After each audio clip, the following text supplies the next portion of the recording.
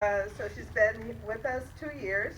She works at a logistics company. Tonight she will give an overview of classic horror films. The title of her speech is Alien. Please welcome Kathleena Renner.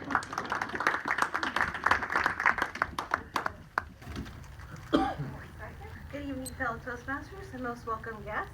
Has anyone ever seen this movie? Can you raise your hand if you've seen it? Cool. I see some shaking their head no.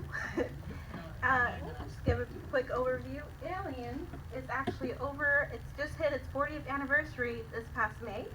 It's an iconic movie from the late 70s, and it's about a spaceship and the crew. They go to a moon and they discover an alien ship. And once they're inside the alien ship, they realize there's other things on the ship that are super dangerous. And I don't want to spoil it just in case anyone or maybe like any of our guests would like to see it. But it's definitely a fun film. It's definitely gory. It's a classic. It was released in May 25th, 1979. The budget for the movie was originally just $10 million, and it grossed over $100 million domestically, and then $200 million internationally. And it was so popular that encouraged them to create a sequel. One of the reasons why I really want to share this movie with you is it's not just my favorite movie, it's an iconic movie. It features Sigourney Weaver, it features one of the earliest films that featured a woman in a major role, and as a survivor, as the heroine, instead of being traditionally in horror films, women are usually the side characters, supporting actresses. They usually need to be saved or they're being killed. And in this movie, for once, somebody survives and someone's leading the charge and they're fighting back. And that's why this film is so iconic and memorable. I think there's some images. Pictured on the slide is one of the scenes where they discover the eggs where the aliens come from. And one of the aliens is attaching that person and it's trying to impregnate them.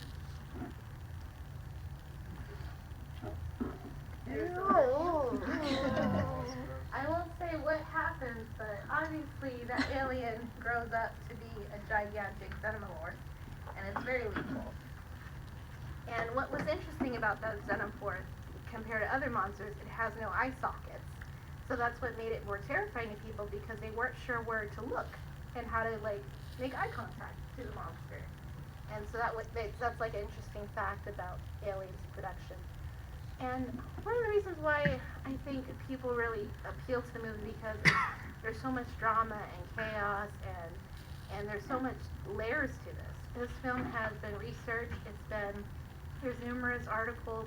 I can go online and see that people have published about the culture surrounding Alien and Aliens movies, about women in particular in culture, as well as issues of rape. Because in the film, the alien forces people to carry its baby, and they die. And it's not a choice they are given the option to make.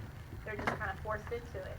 And so a lot of scholars have looked at that themes of sexuality and rape culture. And now, do you become more empathetic when you watch a movie? Do you identify with the characters more? Do you feel more connected on helping them resolve to the issue and fighting against the aliens? And so it's kind of interesting when you go back and watch it, you see the themes more clearly. When I first watched it, I was just so scared of the alien, I didn't think so much about the cultural aspects about it, or the symbolism of feminism in it, or the symbolism of patriarchy and other issues that come up. But now looking back, it's like it makes me more interested into the film, and I kind of understand why multiple generations still watch it and why it's still watchable. Some amount of films that are science fiction based do get dated with the way their technology works, even though they have more clunky pipes and it looks like a broiler room, but it still has that vibe of a spaceship and you're in outer space and it is dangerous out there. And I always feel like a real sense of dread. I still get a little bit nervous when I see a xenomorph, especially someone dresses up like one, because then I don't know, how to react to it, and I'll have nightmares about things coming out of my chest or being a victim. And so that's why this movie is so pivotal. It's important. And other things about this movie, it kind of lent inspiration to other movies, even ones that are more modern, like Gravity. which also features a woman in distress and overcoming obstacles.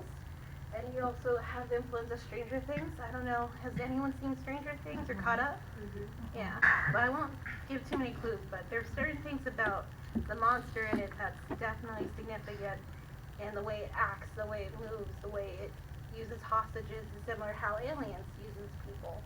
And you also see some of the way the setups, the slime, and the way you have to go through certain tunnels. It's very mimics what Aliens looks like.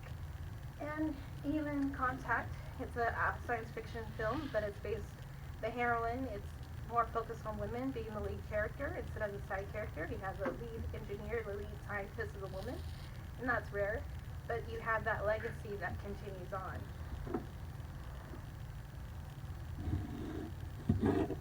And I hope you also remember that Kathleena, remember it's space, no one can hear you scream. So if you ever think about paying for that $200,000 space ticket, you should be cautious about exploring and choose that as a life lesson to listen to your inner voice, or to the women on the crew that if they think it's unsafe, then you should definitely go with them. Good evening. Have a good evening.